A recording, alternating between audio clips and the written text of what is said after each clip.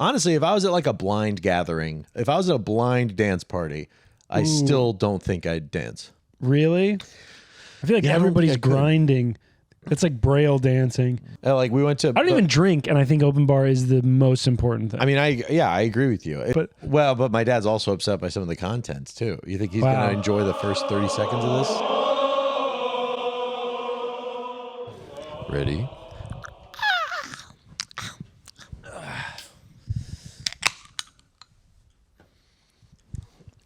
Disengaging balls from taint. I'll cut right after that. Don't worry.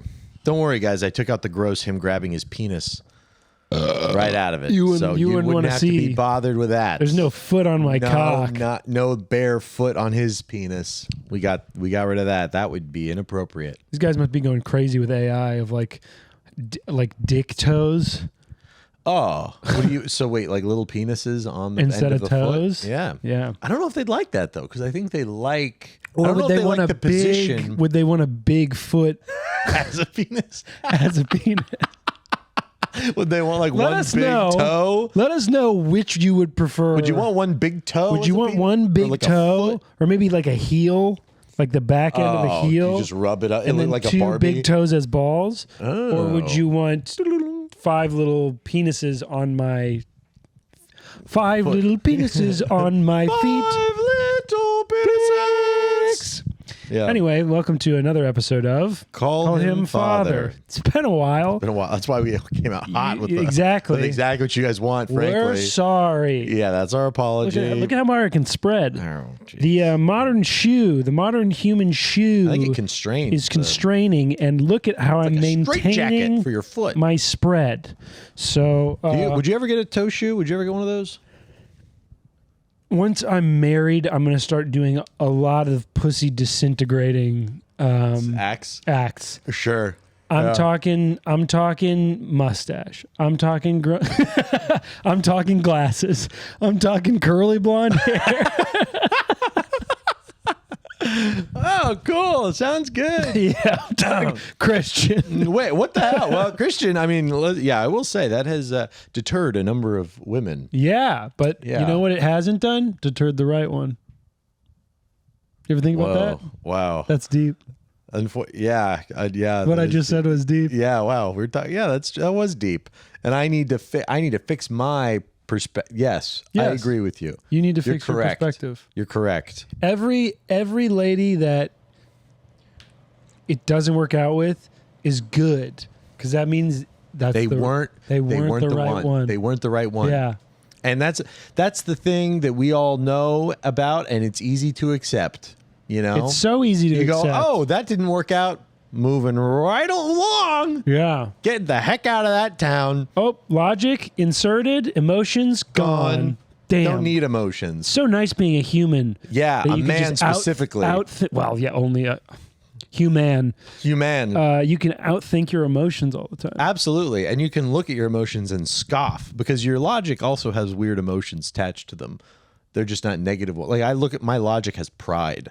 You know, my logic because it's always right. Looks Things at the that emotions right and goes, "Oh, what?" Yeah, and it looks down on them and shames them. Right. And so, really, but it does that because it's so jealous how much more powerful they are. The emotions, yeah. Your logic is so pettily jealous. No, we're doing this, and your emotions like, "I don't wanna," and then you just don't. Then you don't do it. Man, which is why we haven't been doing the podcast. 100%. Hey, Hey, do you want me to go to yours or my? I think tonight's not going. No, really, it's been scheduling. It has been scheduling. We had a strict schedule, and then we fell off, and then we're trying to get back on. But it's okay because it doesn't matter. I mean, where you been? That is the truth. Is that ultimately it doesn't matter. We're not losing money. We don't have ad revenue coming in or something. Where it's not even the ad revenue. It's like this is a thing that was completely voluntary and fun. And no one's watching it. So if we don't want to do it, who gives a fuck? Yeah, exactly. I mean, your dad might be a little upset, but my dad's also upset by some of the contents too. You think he's going to enjoy the first 30 seconds of this? Maybe the post-nut clarity he'll get after he comes. Oh, maybe. Sorry. Sorry, Dad. It sucks to say that after. That, man. I know. Now I feel... Because you know what happened is right after I said that, I heard his name. Yeah, Jack. I was like, oh, geez. God. Yeah, sorry. I'm sorry. Sorry. I'm so... Hey, do what you're best at. Forgive me. Right. Well, yeah, I don't know if he's best at that, but that is what we're called. Do what you're supposed to do. Yeah, that is what we're called. Do what the instruction manual tells you to do. That's true. Well, let's talk in our travels. Let's do a little catch up. Where have we been? Why has it been so hard to record? Where have we been? Have we been traveling? What are we doing? I don't know. You haven't been traveling? Maybe. I don't remember anything when I'm asked of it. Okay. Anytime someone's like, I think of a roundabout. what were you doing there? I was like, oh, I can only think about that like 10 years after the fact. Sure. You know? Have you been to a wedding recently or at something? Oh, yeah. I think I went to a wedding. Okay. Yeah, you Wedding's nailed good. it. Wedding's pretty good. Went to a wedding upstate New York. Very beautiful. Full of, it's funny. I've been to a fair amount of weddings because I'm at that age where everybody is happier than me. And just kidding. Your girlfriend's listening. I know, that's what instantly. Okay. Okay. No, but I'm at that age where everybody's, should be getting married technically. And I'm not there. But the amount of money that is put into weddings has nothing to do with how good the wedding is. There's a baseline, which is open bar and good band. And then also good food is important. But like in terms of like the actual perceived love that is there, money's got nothing to do with it. I've been to some expensive dog shit weddings, and I've been to some cool, humble, really loving weddings, and that's what this last one was. Oh, that's awesome. Did they have an open bar or no? Yeah. See, that's the thing. Open bar, which is the most expensive thing. There is a necessary bottom. Because I've been to so many weddings that do not have open bar. Like we went to. I don't even drink, and I think open bar is the most important thing. I mean, I agree with you. It's like because other people drink. I went to a wedding recently, and they had a cocktail hour, but there was no alcohol, so it was just an hour. It just was an hour, and we're just standing around drinking in like little plastic things with like lemon water or whatever. Should have done a podcast, and you're just like, this is terrible. This is so bad. People need props. Yeah, you need something to hold. I think that's why I like going out like during the winter when I can fit everything into my jackets. I like buying water so that I have a water bottle to hold. Because walking just with free arms is like nuts to me. Like, you look like an idiot. I need a book. I need something to really ground me, I think. But yeah, I mean, drinking at a wedding is crucial. You need that. You need drinking at a wedding. I think actually the band is a little bit more important than the open bar because then everybody's happy. Non-drinkers and drinkers alike, old grandma lady and young baby kids, if they have good music to dance to. But what about DJ? I mean, does it have to be a live band? Or No, just the music element. Right. Okay. Yeah. Yeah, I mean, I agree with that too.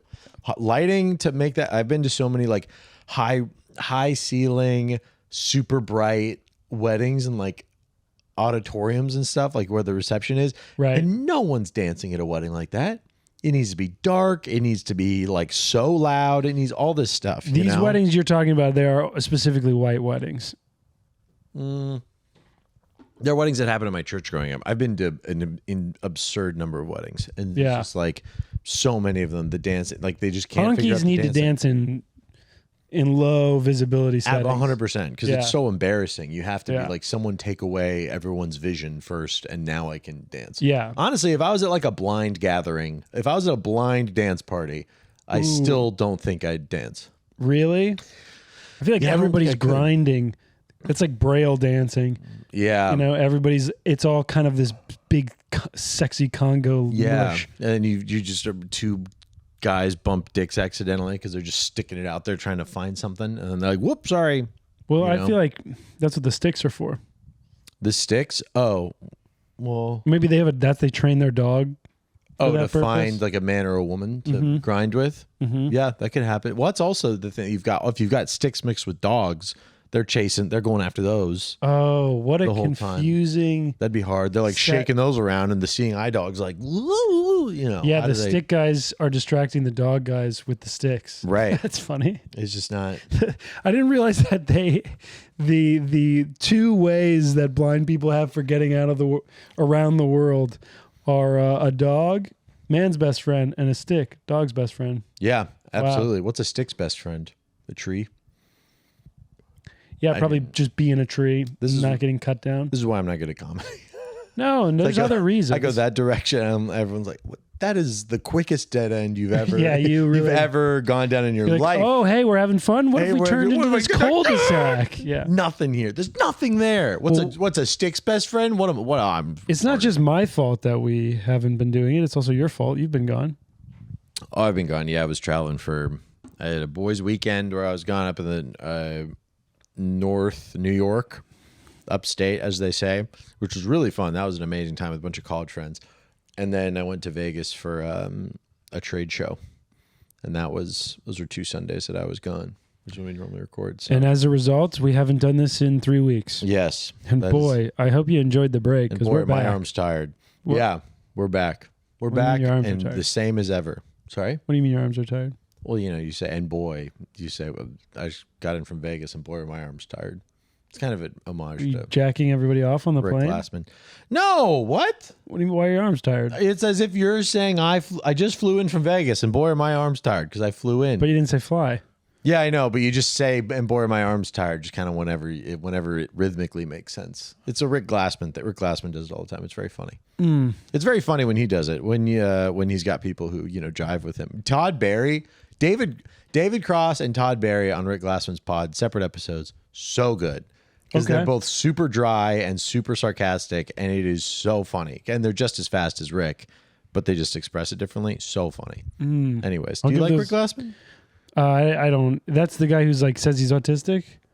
That's not. That doesn't really narrow it down a ton. He's a Jewish guy in L.A. Take your shoes off pod. Glasses, longer curly hair. Yeah, longer curly hair. Yeah. No, there's something about him I don't like. It's not the autistic thing. I promise. I get that. I get. There's like an arrogance to him that kind of bothers me sometimes. He's like another flavor of Gianmarco Ceresi a little bit. I like Gianmarco. Okay. I like how he dresses it up.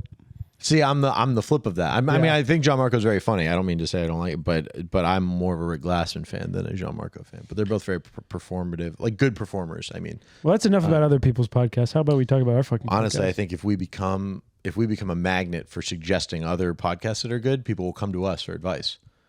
So we need to constantly be suggesting great podcasts so that you guys will come back to us and be like, give me another good podcast to listen to. I don't really listen to podcasts, though. Really? Well, you're a man with look at that hat. I find you telling me that hat doesn't work. I listened to so many when I was a kid, and now it's just like, maybe it's because we do it, but it's just like, Really? Yeah. But don't you aren't you a fan enough of a person to be like, I'll listen to them talk for forever? No. Wow. It seems very healthy. I was that with Louis for a while, and then I realized like I'm not even just sounding like him in my jokes. I'm sounding like him in life. Yeah, that's unacceptable. So I kind of was like, I can't keep listening to him. And then of course everybody said the Theo one was really good, so I listened to that and it was good. But I do feel like I'm like de-pedestalizing him a little bit, which feels good, but I don't know. It's just listening to other people talk when like it's so much more rewarding to just talk with other people myself is kind of what is informing the like whenever I turn them on, I go, yeah, I'm not into this anymore. Interesting. I mean, I totally get like talking to people is way better than listening to other people talk, but at the same time, sometimes there aren't always people there to talk to. So in those in between spaces, that's called a break. Just by yourself, quiet. Yep. That's crazy. Yeah. No, that's something I need to pursue more of. It's nice. Silence. Yeah.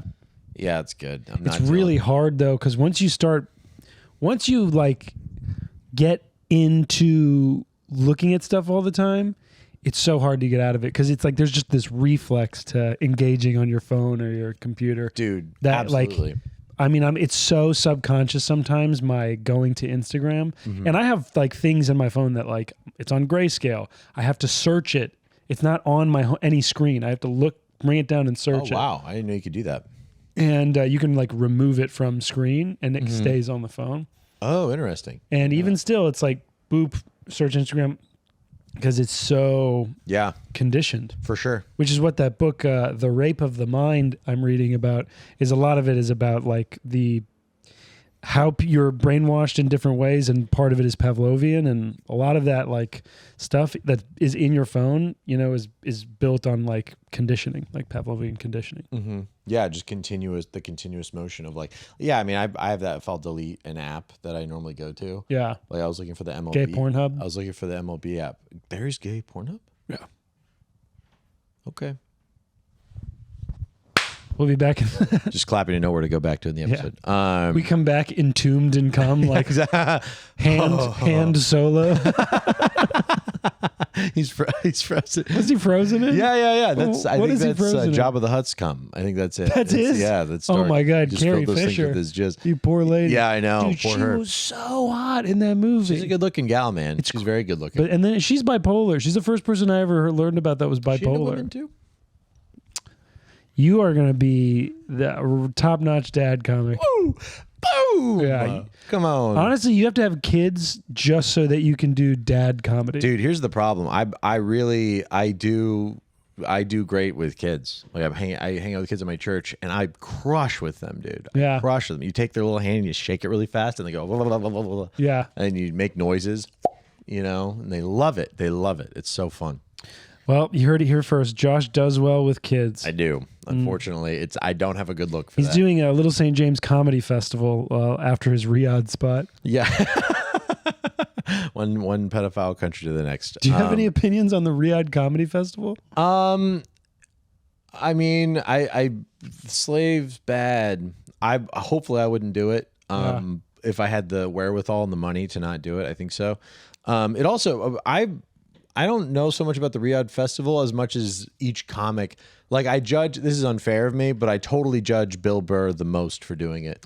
Right. Because he's so anti-billionaire, so anti all this stuff. And then he just goes and does that. And it's like, I don't think Andrew Schultz has ever talked that much trash about people like that. Yeah. You hate hypocrisy. It's not so obviously hypocritical. And I listened to Louis talk about it on Bill Maher. And the way he talked about it was like, well, the list that they said not to talk about doesn't infringe with anything I talk about. So I basically can say anything I want in my act. So I'm going to go. You know? He has that great slavery bit about how it's really awful, but it's also contributed to every great thing ever. Yeah. I think it's of course not. But maybe. Yeah. Right. And it's like, so he seemed the most consistent about it. And also he was like, if we do want to start a conversation, it has to start somewhere. Like we want to have a conversation. And so it's like, maybe it starts here or something. And so I'm like, okay, that's a really like well-rounded and positive perspective on it. It doesn't wash away all the bad stuff that these people do. No. But it is like, but it does make him feel better about taking all that money. Yeah, for sure. I mean, Tim Dillon took all the money, made a joke, got canceled, kept the deposit. That's awesome. See, that's the way to do it. Yeah. That's fighting the power. Yeah, that's taking some of the money and doing none of the work. I think it was almost all of the money. Yeah, it was like a huge amount of the money, I think. Damn, dude. That's probably like, you know, definitely hundreds of thousands of dollars for sure. No way. Yeah. I mean, from what I hear, they were paying people like $350. Yeah, but the initial payment, you don't. Yeah. I'm sure that was different person to person. But the point being, like, it was more about the people's stance prior to going and then going that affected my opinion on it more. But you wouldn't do it because they did 9/11? I really hope I would not do it. I can't say I definitely, because if they offer me $1 million or whatever, I'd be like, dear Lord. So you have a price, is what you're saying. I don't know if I have a price. Yeah. I hope I don't. Yeah. But if I'm in that case. I think if they offered $1 million to you now, you could do it. Oh, sure. Like if you already had success in money, then you shouldn't do it. It's very different. But if they did it to open micers, I'd be like, yeah, man, go. That's kind of what I'm saying. Yeah, because it's like from this standpoint, if you give me $1 million now, I'd be like, geez, that's really hard to do. Oh, I would never have to do comedy again. Yeah. Also, if I go over and get to retire from comedy, I did one show in Riyadh and that was it. I'm doing it for the money, man. Yeah, I'll say this comedy's been great for money. So of course, you live not alone, losing hundreds of dollars a month doing comedy. But yeah, I don't know. I mean, I think what do you think of it? Are you anti it? I haven't really put any thought into it. Oh, all right. It's so, in terms of all the things that are going on in the world right now, what a bunch of comedians are doing seems like really like the last thing that is worth thinking about. Yeah. And I don't think that if you live in Saudi Arabia, you shouldn't laugh. That's what I think. I don't care. You don't care? I don't care. I mean... This is one of those situations where if you think 9/11 was an inside job, it's a lot easier to go to Riyadh. Was that? Because you thought America they're not going to do so it on you're their like, own. well, it's... But I think they're a part of the inside job. Yeah, sure. But you're like, well, we work together on that. You know, like they're not just an enemy. Yeah. You know what I mean? It's like, well, it's all of us. So it's easier to go because it's like doing comedy in America because America did 9/11 too. Sure. So It'd be worse to do it here. Comedy? If you thought it was an inside job. Sure. Yeah. Maybe. Or you just have to because that's the world you live in. But, you know, anyways, that's what I think about Riyadh. They're people and we're people and... Yeah, I don't care. All right. Anyway. It really seemed like you cared up top. felt like you really were leading me in a direction there. No, I was just curious if you had an opinion. Yeah. Yeah, I guess I do. If I think about it, I do.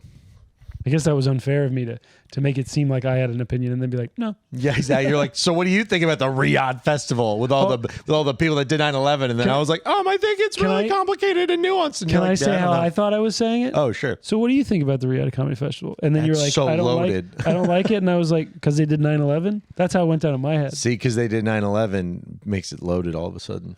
When you had already said you wish you hadn't done it. Oh, so you you hadn't done it. I wish I didn't do it. Yeah, I wish I didn't do that festival. Wouldn't do it. Yeah, I hope I wouldn't. But so now that we're caught up after 20 minutes, let's catch up with the Israelites. Where are they still, Grant? Well, still. You Well, guys, actually, this is going to surprise you. They're complaining.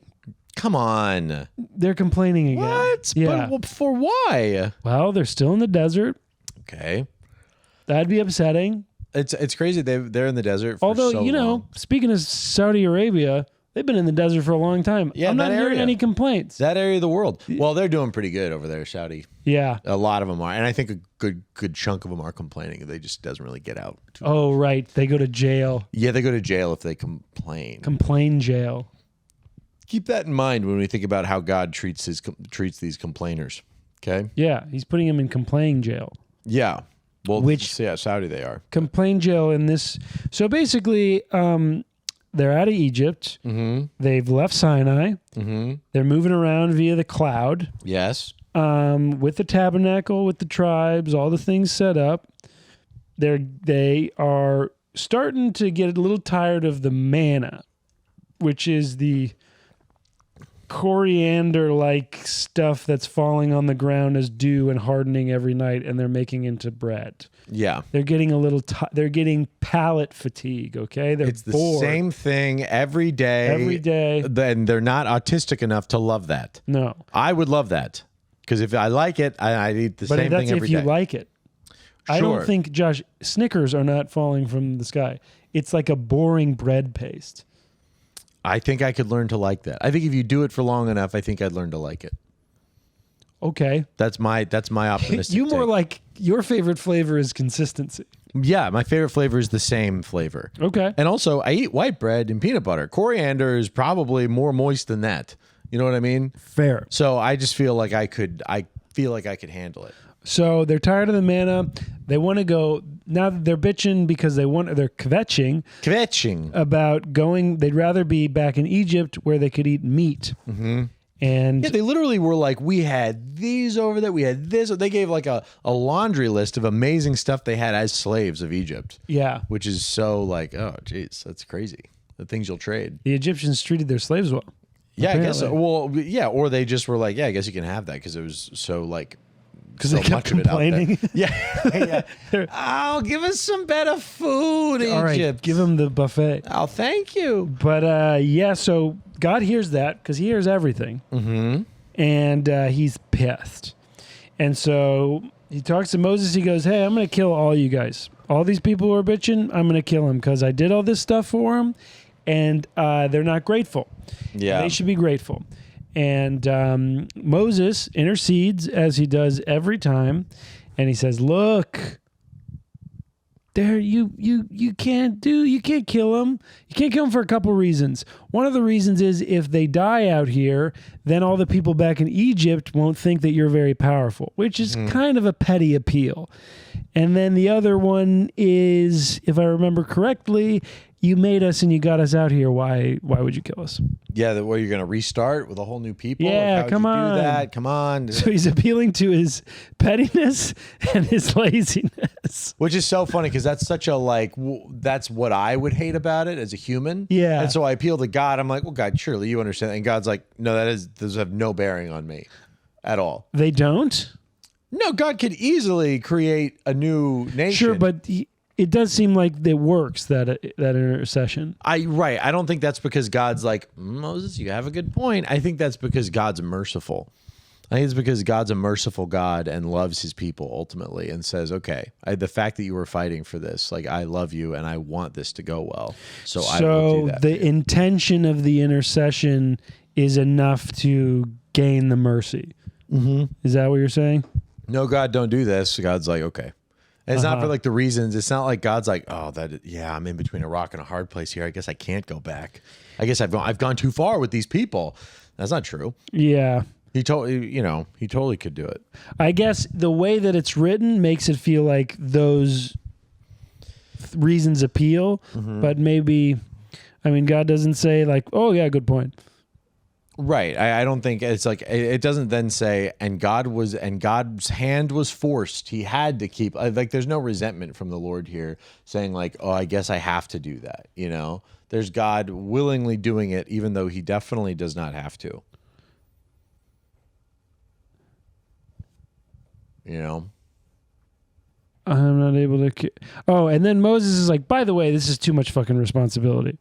I don't want to do all this. Kill me so that I don't have to listen to these fucking people bitch all the time. Right. Yeah. Because they're all going to Moses and it's just like so much. And this kind of gets the chronology a little confused here because remember back in the day, I think it was in Exodus when Jethro, his father-in-law, is like, hey, divide the folks by this number and then by this number to help judge things. Right. And now they kind of do that again with the tribes here. Was it also 70? I think it was like for tens, hundreds, and thousands, I think it was from the tribes. So I don't think it was 70. Because this number is like 70 other dudes, other elders who are helping him out. 70 men of the elders of Israel.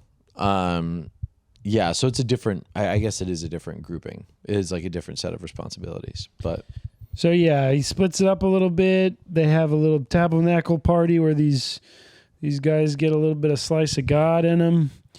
And the Holy Spirit. Yep. And then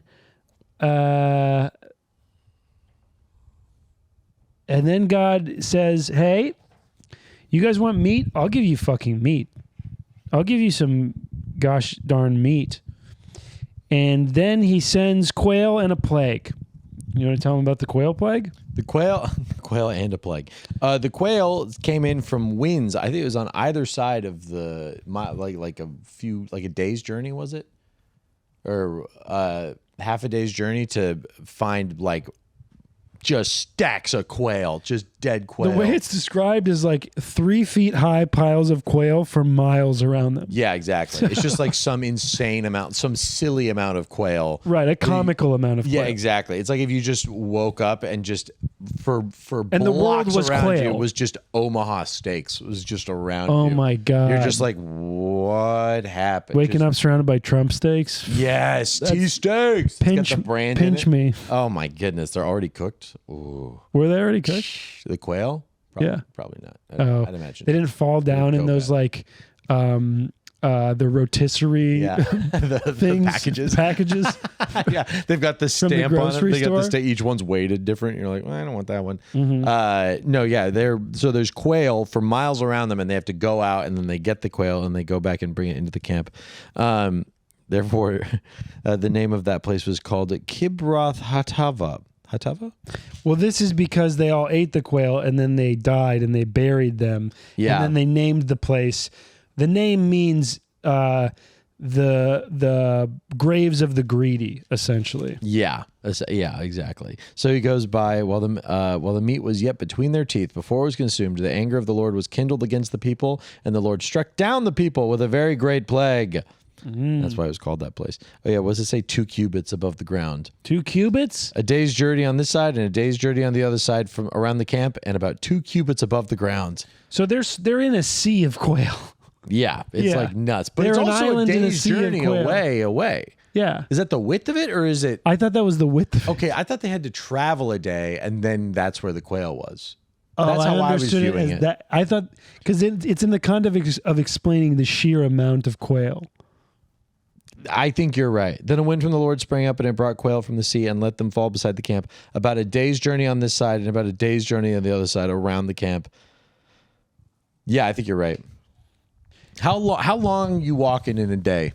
How far are you walking? A full day, I'm walking the whole time. Well, yeah, let's do like a sun up, sundown, 12 hours. 12 hours? Yeah, 12-hour day, lunch. You can average... The average human speed for walking is 2 miles per hour. Okay. So that could put you at 24 miles. I think if you put in the fact that I walk pretty damn fast. New York speed, baby. And then you also put in the fact that I like to take breaks, it's going to average out to about 2 miles per hour. Okay. Perfect. So I think I'd walk 24 miles. Okay, 24 miles, hour break. Yeah, let's put it back at 24 miles. How about you? I think maybe a little bit more than that, maybe 40 or 50. It's fine. We're like the same. So 40 or 50 miles and just it's crazy how much that pissed me off. I mean, probably. Yeah, no, you're doing a good job. You're trying. Yeah. You know, and I'd probably do 100, Double. 200 miles. Right. Yeah, maybe more than that. That's like, have you heard that story about like how Americans got land from the Native Americans one time? Where it was like the Native Americans will like, I'll give you as much land as you can cover in a day, you know? And the settlers of whatever place it was in the Northeast got like 3 of their best runners and just like sprinted them back to back within 24 hours. Yeah. And just covered way more land than like a day's journey, like a good faith. Oh, we'll give you a day's journey worth of. And they just had these dudes just wham, wham, like high energy. Yeah. They just that took is like, a perfect story to sum up America. just like 8x the amount of land that they were expecting to give. They them. ran the entire country. Yeah, exactly. They're just like, well, yeah, I guess you can have all of it to California. Wow, we don't know about loopholes here in Native America. A deal's a deal. Yeah, exactly. Sorry, guys, that's going to be all of ours. Here, take these blankets. But anyways, yeah. So I think a day's journey out of this side, probably 24 miles or so. Crazy amounts of quail at 3 feet high the whole time. Stupid amount of quail. What an insane amount of quail. I mean, again, that's the Lord's blessings are like almost spitting. That's almost spitting in your face. So here you want some. I'm not just going to give you enough. This is spitting in their face. Yeah, absolutely. Because this is all essentially be careful what you wish for. Yeah, you doubt me? You doubt my capacity? Yeah. Here, take this. Here, take way too much of this shit.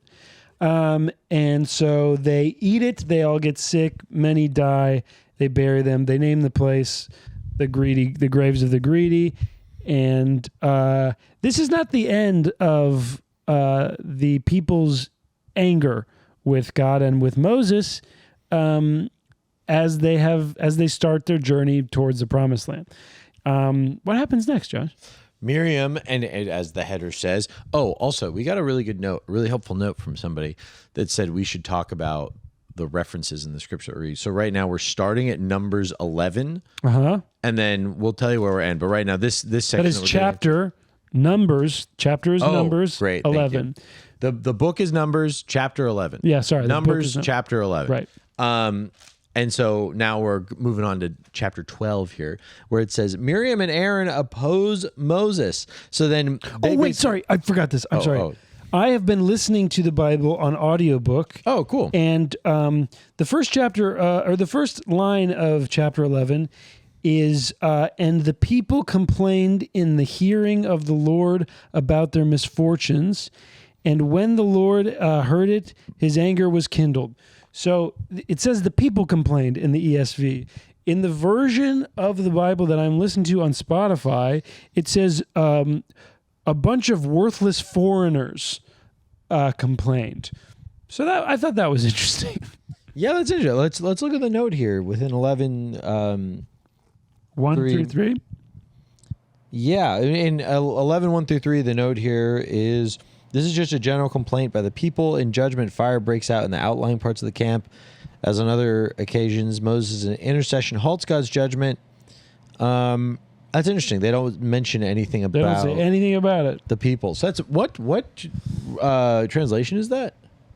I have to get back. We looked at it before, but I forgot what it was. Okay, that's really interesting. Although that does kind of tie together with this next chapter in chapter 12. Miriam and Aaron oppose Moses. Yeah. Because they're mad at Moses because Moses married a Cushite woman. They're mad he has a black wife. Basically, they're jealous. They are jealous that he has a black queen. Well, a black Nubian queen, and they're like, why can't we? Why do you get invited to the cookout? Sure. And he's having a whole other hang on Sundays. We want food with spices. We're tired of manna. Yeah, exactly. We want spicy manna. Manna and quail. We and they're want like, spicy manna. Yeah, and his woman's like, get yourself your own. Yeah, like get yourself your own. Yeah, exactly. It's like, I don't know, and that's the kind of the rift butting there. heads. Yeah, and let's just say that the Lord sides with the Nubian queen and Moses. Hell yeah, he's pro interracial marriage. Woke higher power. Yeah, exactly. He is pro interracial marriage and relationship, as we can see here, because basically what happens is the Lord's anger is once again kindled against them for speaking up against rekindled, and he does what any good leader suzerain does, suzerain. And he punishes only the woman. Yep, that's right. Because I think, what do you think about this? Maybe he punishes the woman because since Aaron is high priest, he is the intercessor for everyone, basically. So if he punishes him and makes him unclean, for a while, there's no intercessor between God and them, Whereas Miriam is not that, and he just gives Miriam leprosy. He's like, hey, you're a leper now. You don't like this interracial marriage? Leper. And then she has to go out of the camp for 7 days to be clean. Okay, what if he did it because he knows who wears the pants? What if he gave her leprosy because he knows the wife's the boss? Oh, interesting. Yeah. Miriam being like he knows who wears the pants. Yeah, exactly. He's like, listen, I'm not going to pretend. Although Miriam is not Aaron's wife. Oh, it's not? No, it's his sister. But and also not his wife. Yes, and also not his wife. Fair distinction. Fair distinction. Because back then it's like, yeah, that's his daughter and his wife. So, okay, yeah, that's actually his mom and sister. My misunderstanding. I thought it was his wife. No, not his wife. It is his sister. Miriam and Aaron are Moses' siblings. Yes, sibling rival. So yeah, sibling rival. They're upset so because she is a woman who doesn't have a good job like Aaron, she gets the punishment. Job security. I mean, that's something that pops up in my head. Job. For sure. They give you insurance. Having a job insurance has always gotten you better health insurance. 100%. From the beginning of fucking time, this is the case. Yeah, because she's bullshit, in my opinion. But so the country's going to pay for everyone's health care. I mean, how limited is this guy's power? I thought it was. I thought it was unlimited power.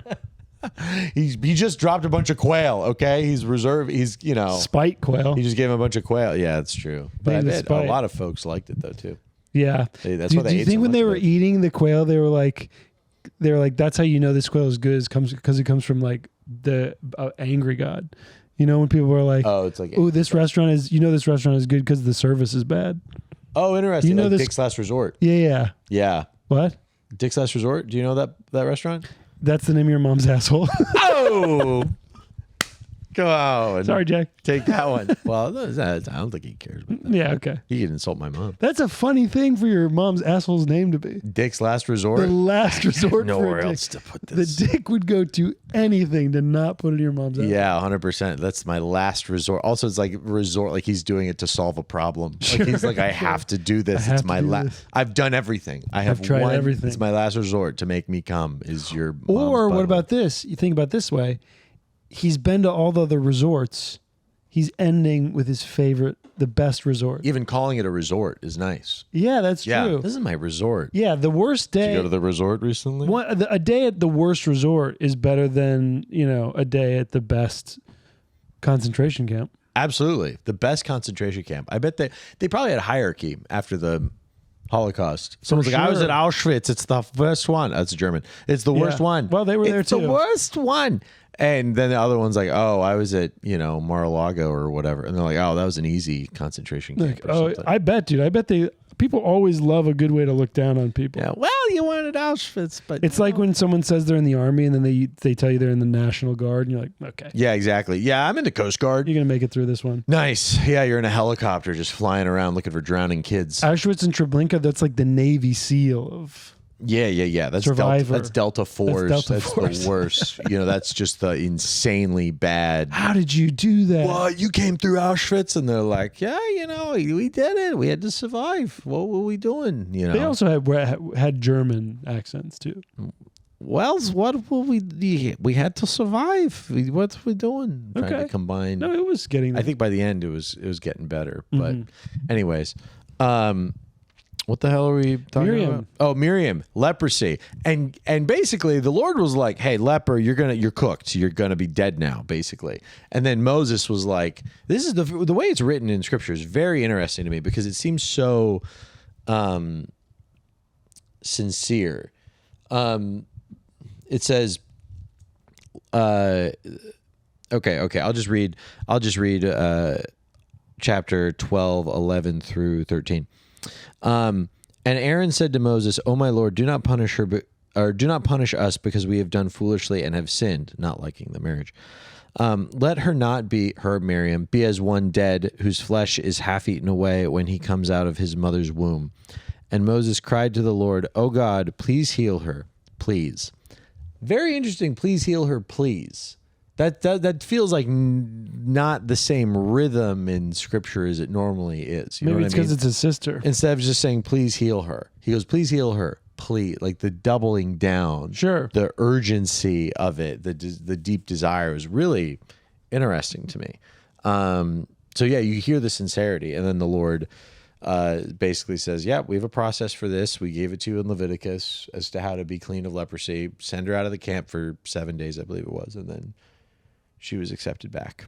Mm-hmm. So Miriam was shut outside the camp 7 days, and the people did not set out on march till Miriam was brought in again. But that doesn't like cure leprosy. That keeps other people from getting leprosy. Right, but she was cleansed, I think, in that time frame. Okay. So basically, you could probably say she was healed maybe in the moment, but in order to be fully clean, she stayed out of the camp for 7 days. Okay. Yeah. So after that little hiccup, we can finally get on to some smooth sailing towards the promised land. But before we go out, we got to do a little recce, a little recon. So what does Lord Moses, what does the Lord tell Moses to do? He tells him to send out spies. Little spies, go out into the land. Go out into the land of Canaan. And take a little reconnaissance and see how many, how strong, what their cities are like of all the people living in these areas, because you need to know what you're up against. Yeah, you got to know what's going on in order for you to be like, all right, how are we going to take these guys down? What's our strategy? So a bunch of guys with a bunch of stupid fucking names go out, except for one has a really cool name. Yeah, and two have pronounceable names, including one of those. Yeah, super pronounceable name. Yeah, Caleb is one. Well, basically, they all Joshua. That is the other one who ends up being Moses' right-hand man, Joshua, son of Nun. You say, who is... Don't do this. It's a classic I joke. know what you're about to do. Please it's don't an old do Christian joke. It's not my joke. You guys can figure out the joke. Son of Nun. Son of Nun. Just guess. That's the punchline. You already know what it is. Yeah. You could get the setup. That's the punchline. So anyways, they go into the land and they see... like it's lit out there. It's crazy. The land is You're super using bountiful. a lot of like Zoomer terminology. Am I right now? You're saying lit. You said RN. You said cooked. I do say RN. I do say RN in real life, and that's a problem. God. Yeah, it's not good. Anyway, it's bad. Let's focus on what we're doing. RN. My vocab shot. Yeah. Shot's older though. That's not Zoomer. Saying shot. No, but cooked is cooked and lit. I mean, my vocab is cooked. That's no good. Chat, we're not good for real. All right, let's focus for real. Right, yeah.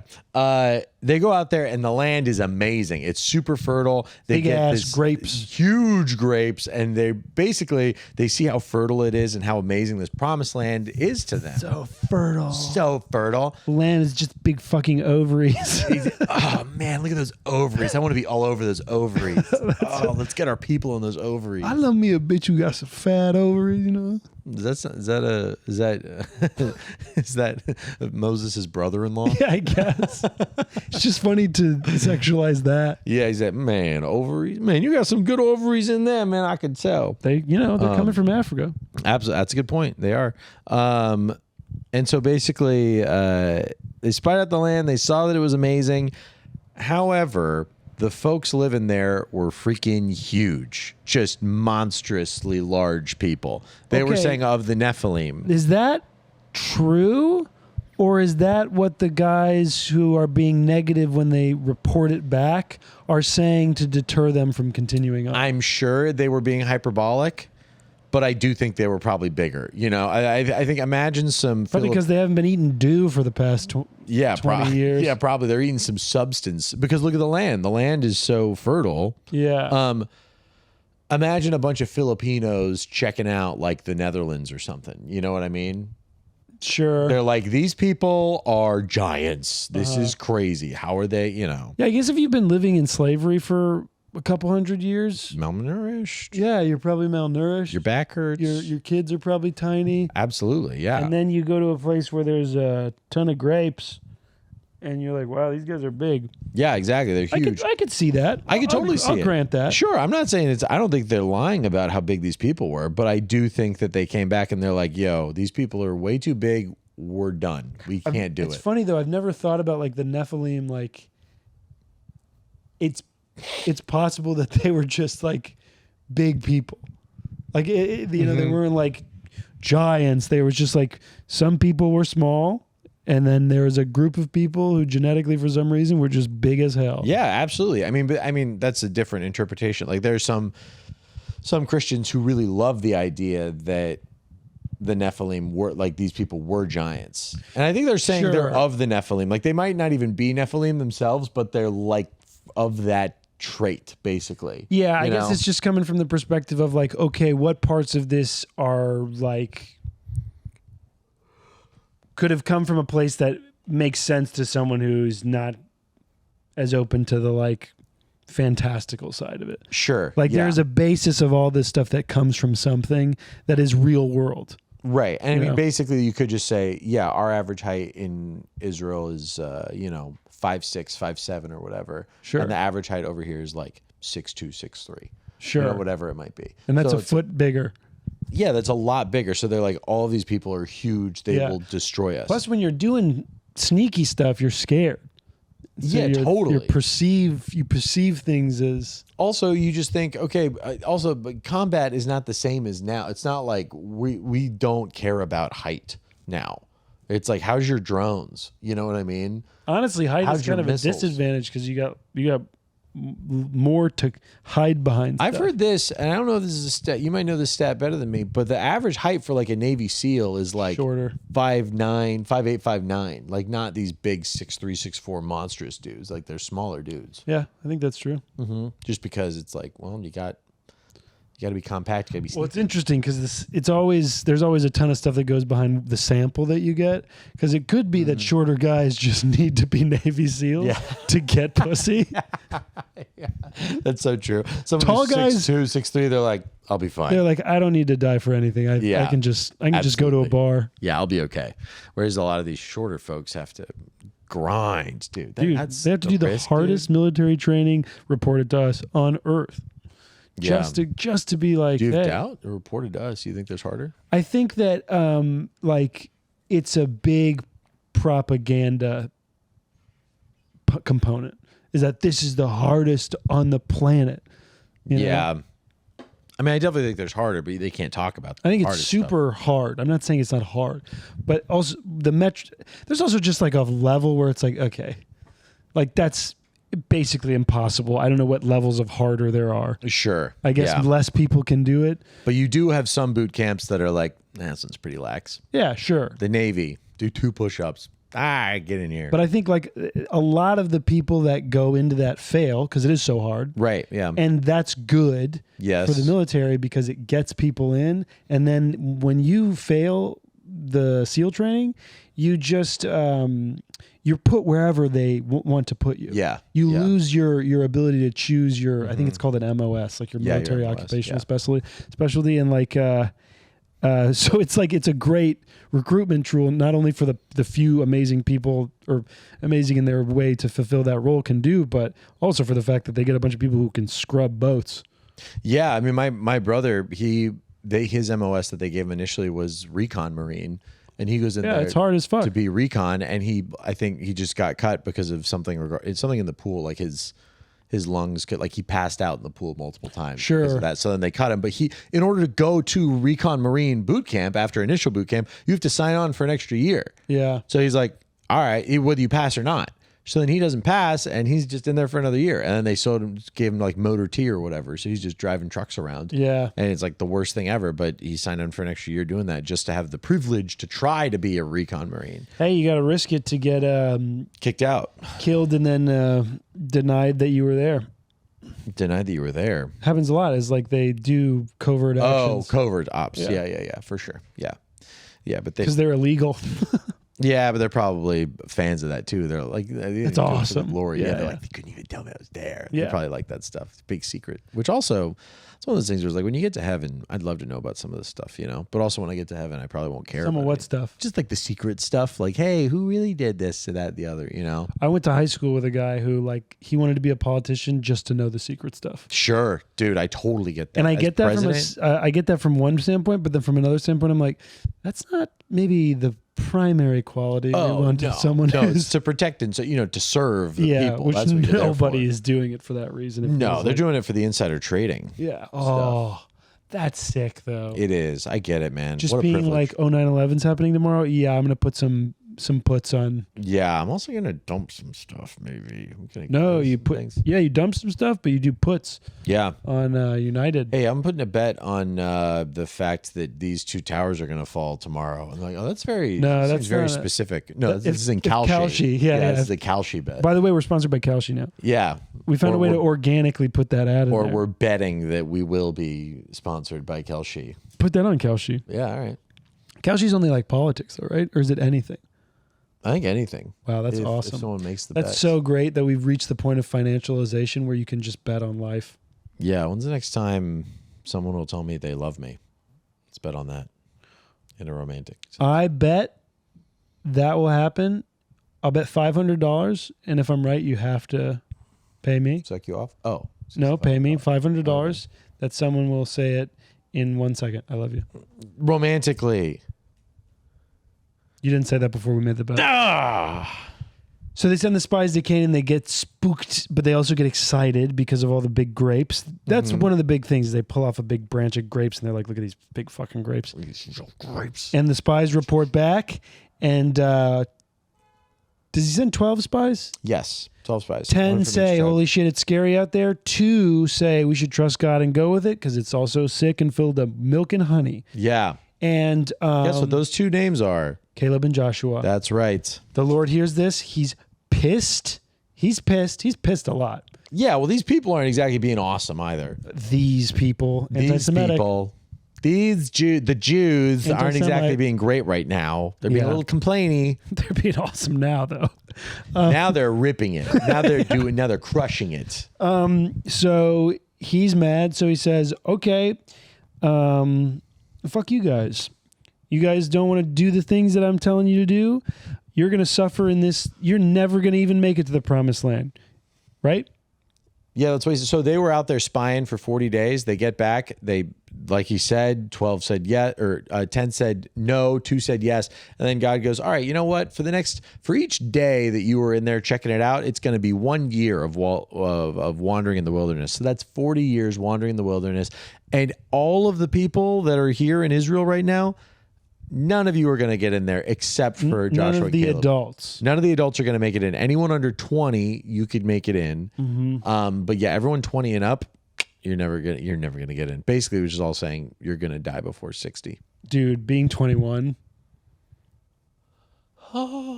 That's my gosh. so tough. Are you kidding me? I knew slavery in Egypt, and now 40 years in the desert. Well, then they're going to know 40 years in the desert. Yeah. That is tough. What a life, man. They should have tried to do the same bargaining that they did with Sodom and Gomorrah of like, you know, when he's Just two. What about 22? Okay, 22. What about 20? And then you just push it all the way up to 70. Oh, yes, dude. Imagine if you're 19 though, also, because that means you're like, okay, I'm getting in, but I'm going to be so old. You're going to be so old for sure. But I mean, come on, you get in. You get in at least. You got something to look forward to. You get one big grape at least. Oh, this grape. I've been waiting 40 years for this damn grape. It's just not that good. Yeah, you're like, never what? that good. They said it was going to be so good. I think the ideal is to be born maybe with 10 years left on the wilderness.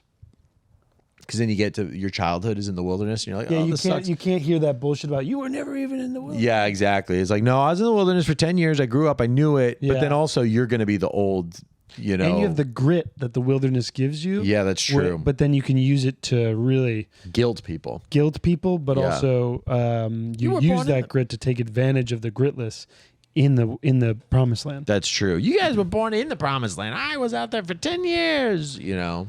So God says, you know what? Fuck you guys. 40 years. And what do the people, how do the people respond? They go, no, we're sorry. Yeah. Chapter 14, Yeah. the people rebel. They go, we're sorry. We're going to go anyway. No, just kidding. Just kidding. We love it. We love it there. We could totally win with you on our side, God. We're going to go anyway. We didn't express doubt that you're on our side, so we're going to go. And then what happens, Grant? God says, no, I fucking said you. It's already, everything I said is, I already said it. It's like, I'm not repeating myself. And I'm not changing. And then all the people that do go and try and fight the They giants. get destroyed by the Amalekites and the Amalekites. They just get ripped. They get destroyed. They get fucking killed. Sorry, guys. And then what else? Well, that's wait, and then they those ones die. Then Moses intercedes, and kind of another repeat situation there. The amount of times that Moses intercedes for these people, unbelievable. I mean, we talk about God being patient because he is, but also Moses is pretty patient with these people too. Does Moses die soon? No. Is that at the end of Numbers? It's at the end of Deuteronomy. That's the next one. That's right. Because then it starts getting into like kings, and they get into the promised land, and then it's like kings and shit. Yeah, it starts with Joshua. Joshua is like the conquest of Israel. Okay. Of going into Canaan. Okay, so yeah, what about this part? God intercedes. You want to get more specific on that? Oh, well, that's kind of repeating what you said earlier. It's like if the Lord starts over and whatever, he's basically saying, this is chapter 14, verse 13. Moses said to the Lord, then the Egyptians will hear of it, like if we don't do good. For you brought up this people in your might from among them, and they will tell the inhabitants of the land, they have heard that you, O Lord, are in the midst of this people. For you, O Lord, are seen face to face, and your cloud stands over them, and you go before them in a pillar of cloud by day, by fire by night. This is why the Bible's so long. It's because they really do repeat a lot of the stuff too. Well, you know? yeah, and it also shows that it's an oral culture is what it comes out of too. The repetitiveness is very. Hey, come on, man.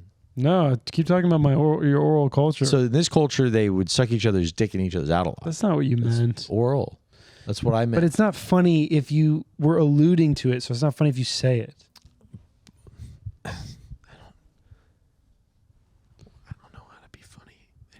We'll work on it after the recording stops. We only have 3 minutes left. Okay, all right.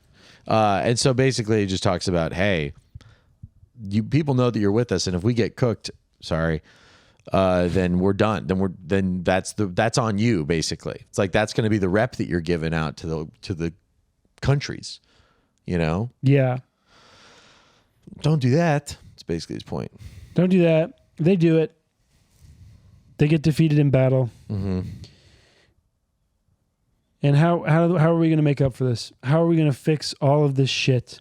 They wander around for 40 years. They wander around for 40 years, and they are reminded of the ways that they can keep their purity.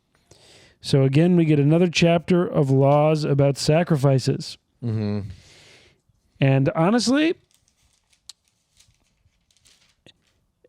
I mean, like Leviticus. Oh, you hear about the tassels in the garments? That is the new introduction. This is the first introduction, I feel like, of the tassels in the garments. Oh, that which we still see in Hasidic communities today. Williamsburg. Which is kind of interesting. I was thinking about they basically have these long strings that are coming off the bottoms of their coats. And I was thinking about it. It's like, that's a good place to put something because you hit them every time you walk. Like, it's not so you like think about it. You're always thinking about the thing. Well, at least it's not oppressive mentally. None of this is. Oh my gosh, I gotta do good. Religions have never been used or seen as systems of power. Or oppression. They're always freedom. Yeah, all of them too. Yeah. Which is why there's 2 in this book. This is what frees us, That's Eric Fromm, Escape from Freedom. Oh, interesting. I don't know what that is. I don't really know what it is either. Oh, okay. Who is from? Is he where does he land on the worldview? He's a guy who like talks about love and stuff, but I don't know if he's religious or whatever. Okay, I feel like a lot of people that love are not they would not call themselves religious. They would just call themselves lovers or spiritual or whatever. That could be fair. Can't say it for Eric Fromm. Okay, how do you spell his name? Fromm. Okay, I've definitely heard of him. I just don't know. Yeah, he's like comes from like the same era of like Viktor Frankl and them, I think. Oh, cool. But Escape from Freedom, like the limited stuff. What do I remember about it? I didn't read it. I like learned about it, and then my thing is, instead of buying a book, I put it in my Amazon shopping cart. Oh, so nice. that I don't buy it. It's like I get half of the like fulfillment from it. Yeah. Because no one tells you to put your cart back. You know what I mean? You can't just... Maybe I could do that with Instagram, is make like a fake Instagram button on my phone. So I just press the button. And then it just starts loading but never loads. Yes. And you go, this is taking too long. Someone make that. That could be a good thing. Fake Insta. So that it's like a Nicorette gum. Oh. Gum. It's what it's called. It's like a nicotine gum. Nice. But for Instagram addicts, which I definitely am. Put that app right in here. Yeah. And you're good to go. Well, I think that this has been another episode of Call Him Father. Bye. Thanks for listening.